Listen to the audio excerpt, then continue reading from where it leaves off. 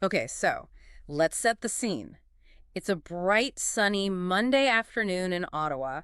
You've got thousands of people out, this real buzz in the air. Yeah, anticipation. Exactly, because King Charles and Queen Camilla have just flown across the Atlantic, and this isn't just, a quick hello. No, definitely not. This trip felt loaded with symbolism. It was their first visit to Canada since the King's coronation, after all. And it was all leading up to something pretty major, something Canada hasn't actually seen in decades. Right, and we've got a fair bit of material here, articles, reports covering what went down. So that's our mission for this deep dive. Let's unpack it. What really happened? What were the key moments, the key meetings?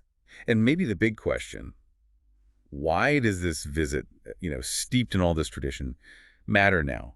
How does it connect to what Canada is facing today, its place in the world? Yeah, it feels like more than just ceremony this time. Definitely. It wasn't just a handshake tour, as you said. Yeah. It ended with the head of state actually opening Parliament. So, yeah, let's pull out the details and figure out the context. Okay, let's dive in. So the sources say the Canadian Armed Forces plane carrying the King and Queen touched down in Ottawa shortly after 1 p.m. that Monday. And there was a pretty significant welcome party right there on the tarmac. Yeah, who was there? Well, Prime Minister Mark Carney, obviously.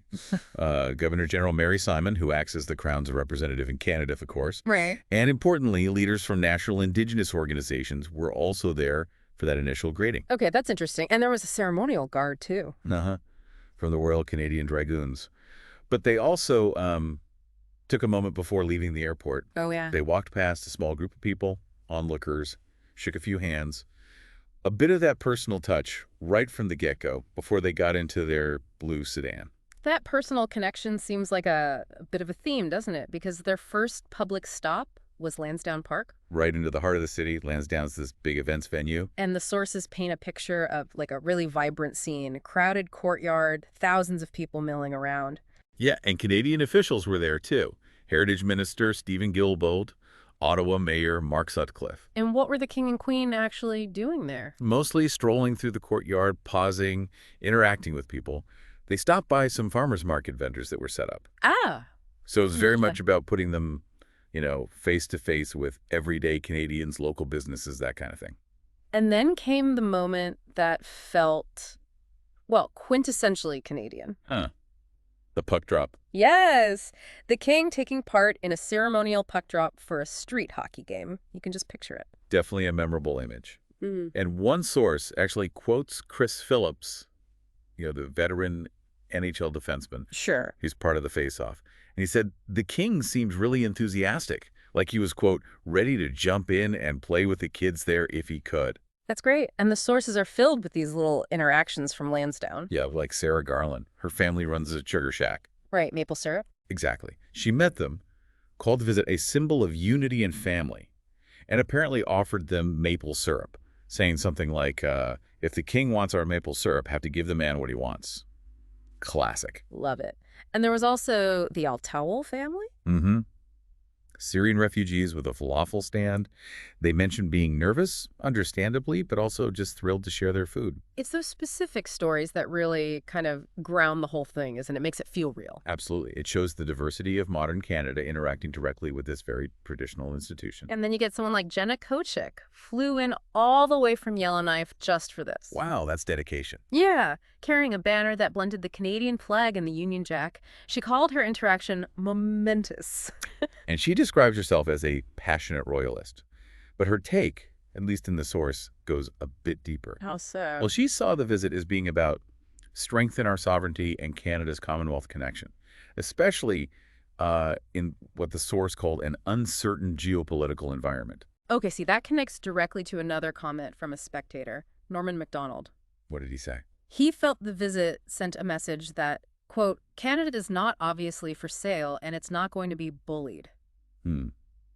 So people were really interpreting this visit in a contemporary political context, not just as, a nice royal tour. Exactly. It wasn't just nostalgia. For some, it was a statement about Canada's identity and its standing right now. That seems to be a key thread running through these public interactions, this idea of reinforcing sovereignty, national resilience. Right. So they wrapped up at Lansdowne around 2:30 p.m. And moved on to Rideau Hall, the Governor General's official residence. What happened there? Anything big? More symbolic, really. They planted a ceremonial blue beech tree One of those traditional royal activities with onlookers watching. Okay. And besides these public events, there were the official meetings happening behind the scenes. Yep. The king had scheduled meetings with Prime Minister Carney and also with Governor General Simon. Standard practice, you'd think. Mostly, yes. But what's interesting is that late Monday afternoon, some previously unscheduled meetings were added Oh. With who? with the leaders of 3 national indigenous organizations. Ah, okay. So that suggests maybe a deliberate effort to make sure that engagement happened during this visit. Seems likely. It wasn't just an afterthought. So all these events, the public interactions, the symbolic tree planting, the official meetings, they were all kind of building up to the main event, right? The real reason for the trip. Exactly. The speech from the throne. On Tuesday. And this is the big one, historically speaking. Absolutely. The king was there specifically to deliver that speech, formally opening Parliament. And you mentioned earlier, this hasn't happened, the actual head of state doing it since. Since Queen Elizabeth II back in 1977. Right. So we're talking almost 50 years. It's a genuinely rare occurrence. And our sources are clear. It was Prime Minister Carney who specifically asked the king to read the speech. Yeah, and Carney's quote on this is quite telling. He said, "This historic honor matches the weight of our times." The weight of our times. So what did he mean by that? What was the speech supposed to address? Well, Carney laid it out pretty clearly. He said the speech would outline the government's ambitious plan to act with urgency and determination. Okay, ambitious plan for what? For change. Specifically, he mentioned defining a new economic and security relationship with the United States. That's huge. Wow, okay. What else? Building the strongest economy in the G7, bringing down the cost of living, and keeping communities safe. So very focused on current domestic and international pressures. It's really striking, isn't it? You have this profoundly traditional ceremonial act, the monarch opening Parliament, Right, centuries of history there. being used to launch a plan focused squarely on these very modern, very immediate challenges. Especially, as our sources note, with everything going on with the U.S., President Trump, the tariff threats, the annexation talk. Exactly. It adds this layer of constitutional gravity. Having the head of state deliver that message, outlining that agenda, particularly the part about redefining the U.S. relationship and asserting economic strength, Yeah.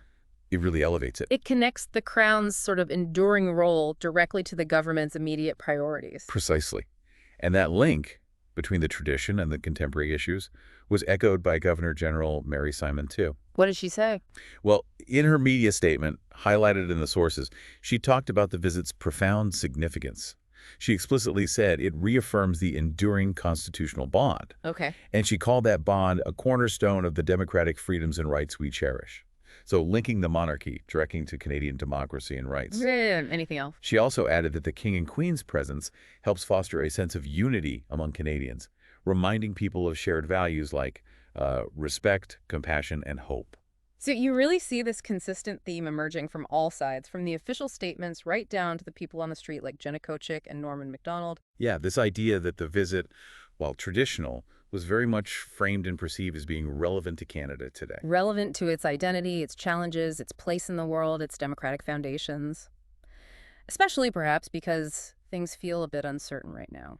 It's a powerful example, really, of how a historical institution, the Crown, can be deliberately used to underscore national purpose and resilience in the face of very current challenges. So recapping quickly, we had a royal visit, yes, steeped in tradition, but it led directly to this historically rare opening of Parliament. Which was used to announce a very forward-looking, almost urgent government agenda focused on modern economic and security issues. It wasn't just a symbolic nod to the past. It felt like a strategic deployment of that symbolism for present-day purposes. Yeah, that sums it up well. So it leaves you thinking, doesn't it? What does it really signify when a nation's head of state, a role defined by history, by continuity, is called upon to deliver a message that's so explicitly about tackling new global relationships, building modern economic muscle, and addressing current security anxieties?